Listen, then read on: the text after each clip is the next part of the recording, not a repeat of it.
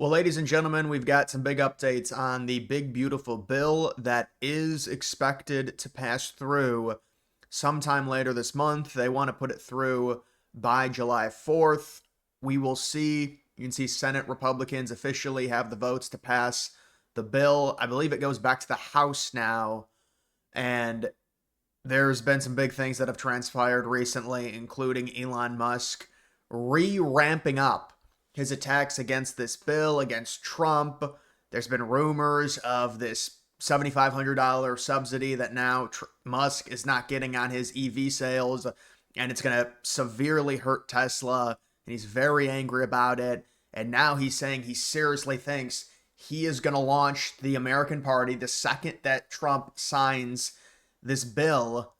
And he's saying he wants to siphon off votes from Republicans. How realistic is it? I think people have to understand Musk, in terms of political influence, is very limited. He might have some significant global support from countries like India, but in terms of the actual influence politically in the United States, I mean, now he's saying he's going to back Thomas Massie. You already see people were wondering, how would Massie do if the Trump candidate and the Trump super PAC primaries him in Kentucky? Is there loyalty there? Will they support Massie? Is this a terminally online thing when it comes to the Israel stuff?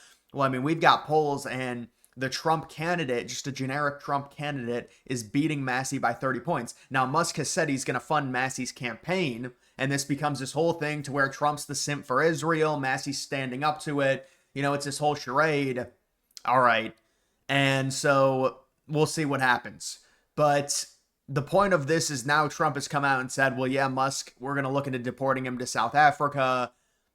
You know, is this really all necessary? Are we going to do this again with Musk to where he freaks out? And it's obviously because Musk is not making sense. He says, well, the spending is out of control. No. It's not the spending. They keep talking about, the deficit is going to be, and the debt is going to go up by around 2.4 trillion. They say it's going to add 2.4 trillion to the debt over 10 years, which honestly, that's not even a good way to interpret a bill. What I want is the annually, what is per year, how much it's going to impact. I don't care about, 10 years, this arbitrary number. I'd rather the per year, but that's not the point. They say, it's 2.4 trillion over 10 years. Well, that's because of tax cuts. This is the biggest tax cuts in the history of the middle class. This is Trump keeping the campaign promises with no tax on tips, no tax on overtime. And this is also Trump, because we've struggled to deport people, investing significantly. They're going to be on deportation infrastructure, on ICE enforcement, because they have to. And so I don't know what Musk is angry about. He says, the spending on deportations you're mad about, because the reason they're calculating that it's going to add the $2.4 trillion to the debt. And look, I agree with the defense spending. I think it's bad. They raised it by 150 billion. I said they shouldn't do it.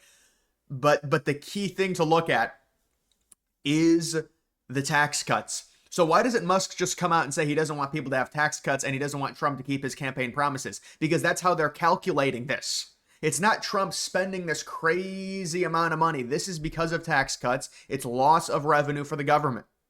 That's how they calculate this. And the reason that Trump and some of the Republicans were fighting back against it was because they dispute the overall economic growth because of the tax cuts, because people have more disposable income. They'll be able to spend it and hopefully put it back into the economy to where the economic growth will be higher because of the biggest tax cuts in the history of the middle class. Now, whether or not that's true, you can go ahead and debate that and say, well, no, Trump is wrong and he's delusional. But this whole idea, like they're spending so much money, no, it's tax cuts. That's what's causing this projected debt. So why is Musk masking it? With Musk, it's really, he's angry because, I mean, this is gonna price Tesla out of the markets in some cases. I mean, if they don't get this subsidy that's going away.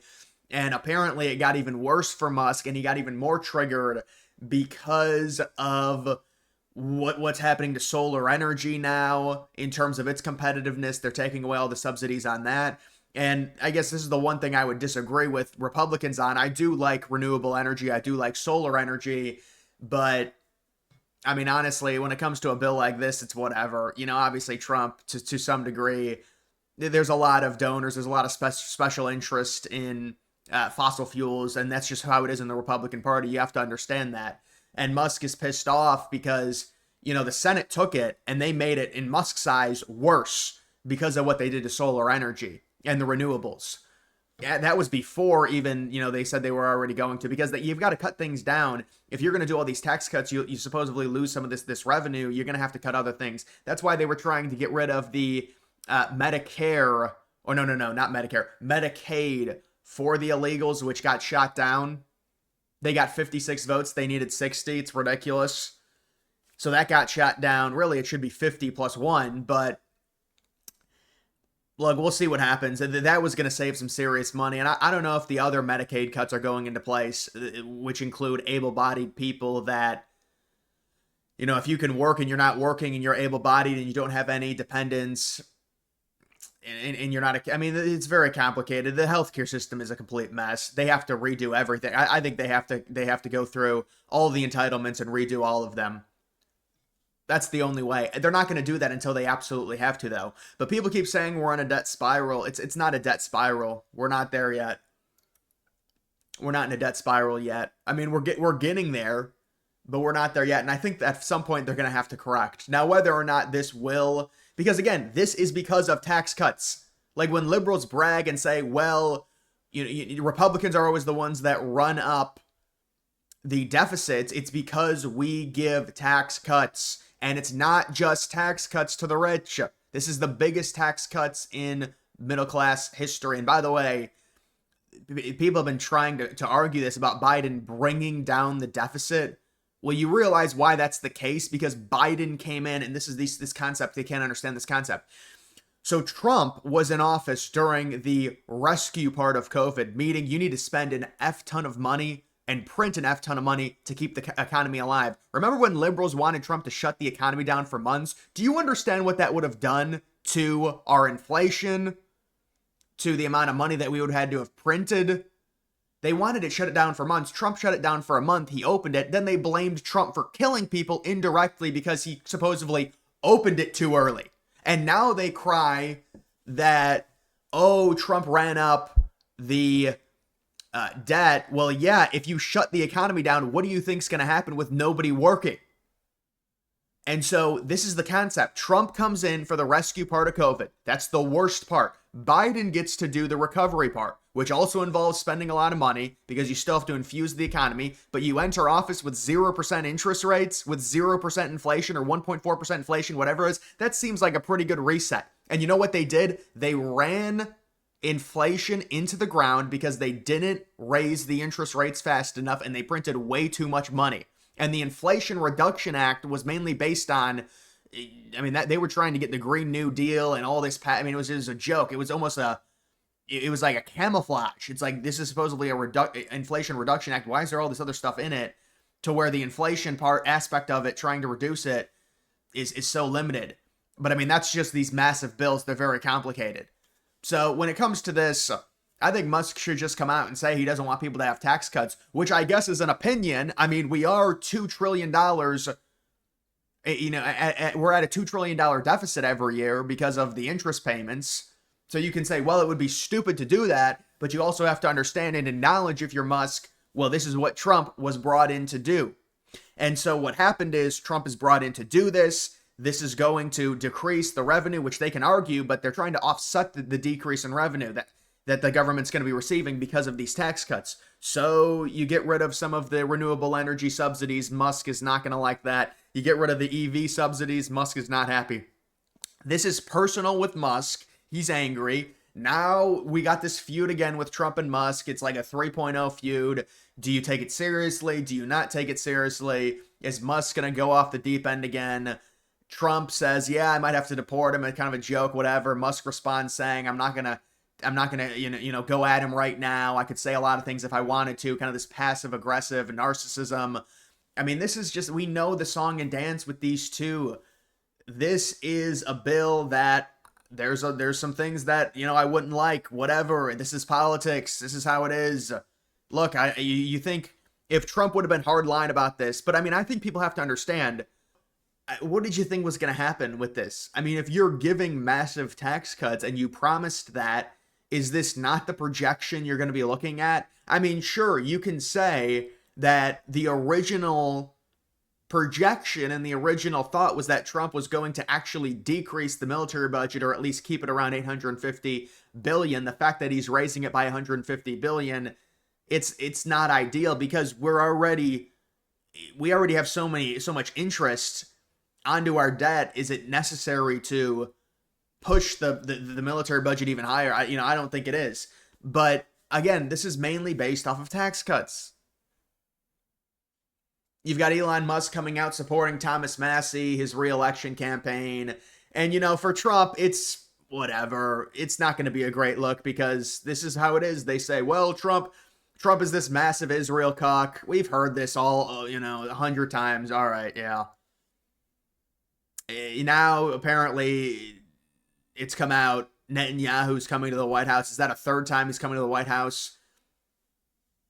It's just not a great look. But you've got Musk grifting and Massey now. He loves grifting, and Musk is going to fund his campaign. And so now we get Musk against Trump infighting for a Republican primary in Kentucky. That's just great.